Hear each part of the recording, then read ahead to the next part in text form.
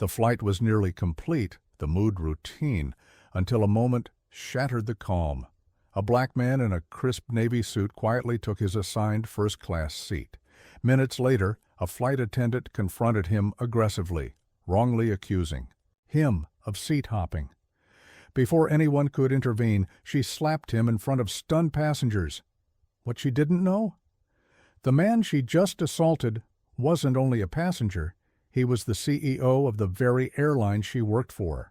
And what came next would shake the entire company to its core and challenge the true meaning of power, prejudice, and justice.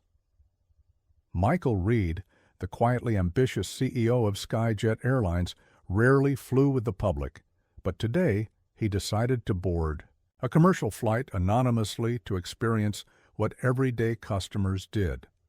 Dressed in a simple but neat outfit, he blended in just as he intended. The purpose was simple: to observe, listen, and learn.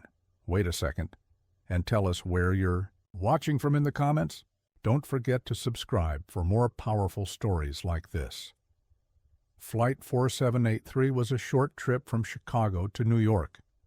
The first-class cabin had empty seats, and Michael, who booked one under a non-identifiable name, took his spot and settled in quietly with a book. The crew bustled about, but one flight attendant, Denise, appeared particularly tense, short with passengers and impatient. To Michael it didn't matter. He was here to observe, not judge. But fate had its lesson to deliver that day. As the cabin doors closed, Denise returned to the front. She glanced at Michael's seat and frowned. She approached him with a tight smile and said, "Sir, I think you're in the wrong seat." "This is first class," Michael replied calmly. "Yes, this is my assigned seat. Here's my boarding pass." Without even glancing at it, she rolled her eyes. "I highly doubt that. You need to go back to economy." Michael stayed composed, gently pushing the pass toward her again.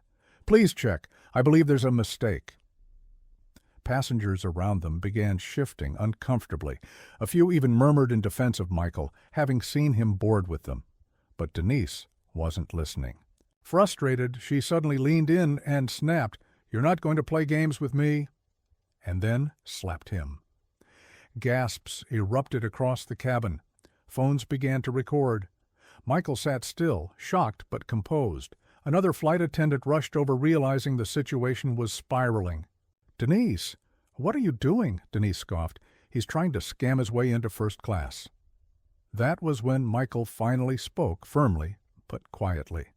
"I'll handle this after we land. Please continue your duties." But the storm was already brewing.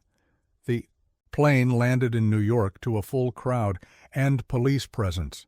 Not for Michael, but for Denise. The viral video had already spread, and what followed shocked everyone. Michael calmly stood before the crew and passengers. "Thank you all for your patience.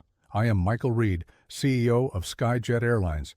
What happened today was unacceptable, not just because of who I am, but because it could have happened to anyone. And it likely has." Denise's face went pale. She stepped back, stammering, I didn't know." He nodded. "Exactly. You didn't know? That's the problem." Within hours, the airline formally apologized to Michael and the passengers.